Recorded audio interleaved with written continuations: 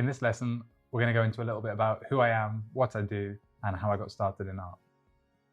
My name's Tom Fox. I've been a professional artist for over 10 years now. I started out doing concept art, then I moved on to storyboarding for 5 or 6 years, and these days I'm teaching figure drawing online. So I've worked at the Line Animation, Aardman Animations, BBC Natural History Unit, and Universal Studios. I got into drawing because I read a book by Malcolm Gladwell about how if you do 10,000 hours in something, you can become an international level at that skill. And I just decided to choose something, and I wrote a list out of things that I could have done. And in the end, I went with drawing because it was easy for me to practice and relatively cheap. I started that on March 28th, 2010, and I recorded the hours. Since then, I've done more than 20,000 hours.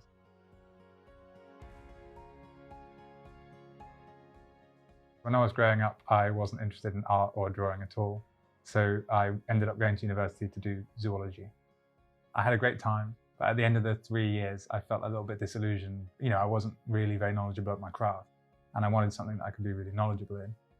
That led me to reading that book and to choosing something that I could do my 10,000 hours in. After university, when I started teaching myself to draw, I didn't pay for any courses. I just participated in forums online. I read books, and I mostly focused on fundamentals of drawing and art. Things like lighting and thinking in 3D that we're going to cover in the course. During that time, I didn't take any commissions or do any paid artwork. I chose instead to just focus on learning, and I just worked in a coffee shop. That gave me just enough money to kind of get by, pay the rent, and give me some free time to study in the evenings and the mornings.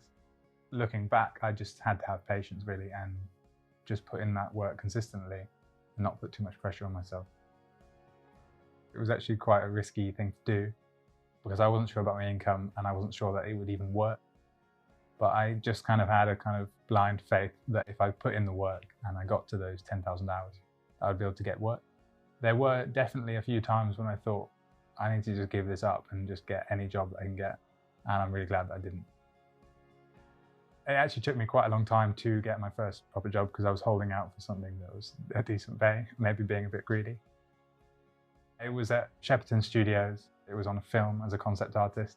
I don't know how, but I got a list of names of supervising art directors from a friend, I think.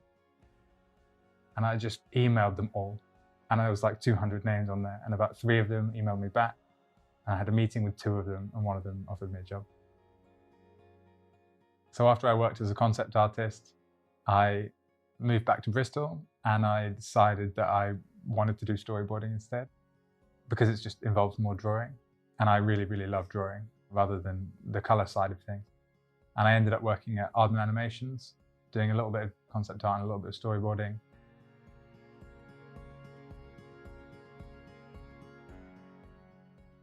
And then over the years, I started posting on social media, on Instagram in particular, got a little bit of a following on there. People started asking me if I would teach them, so I started teaching lessons, and yeah, that's led to where I am now, where I'm teaching online courses. I really love teaching. It's just really satisfying. I know because I've had a lot of nice drawing instructors in the past. Sometimes that one person can make a big difference to your career and they can kind of spark that enthusiasm. And it's a nice feeling to feel like you had an impact on someone's career and claim a little bit of credit for when you see them 10 years later and they're a professional. My process really is simplification, and I like to take the stress out of drawing as much as possible. Because I've had those years as a concept artist and then a storyboard artist, I like to approach things in a logical way, step by step, and I break things down. And that also ties into my general approach to drawing, which is basically go easy on yourself and don't give yourself a hard time. Maybe coming from someone who locked themselves in a room and did 10,000 hours of drawing, that's a bit rich. You have to be nice to yourself as well as self-critical. The thing that I'll talk about in this course is give yourself a break and imagine you're drawing like you were when you were a kid and you were drawing on the floor with crayons. There are no consequences, and it's the same as an adult. Relax, take the stress out of it, and just enjoy it. So I'm going to be continuing teaching for the rest of my career, I hope, and I'll be developing more courses and doing more online teaching, as well as working on some sketchbooks. The one thing that I would say is that those opportunities, and I try and tell this to any students I have, The opportunities are there waiting for you. You just need to be proactive and put yourself out there. And a lot of the time, if you don't ask, you don't get. If you stay at home and just work on your own work, that's great because you can improve your skills, but that doesn't get you the job. Trust me, there are a lot of people out there just waiting for someone to email them asking for a job. Have some faith in yourself, and just it doesn't hurt you to ask. Most importantly, just remember that there's no pressure and we're doing it to enjoy it, so try and enjoy it.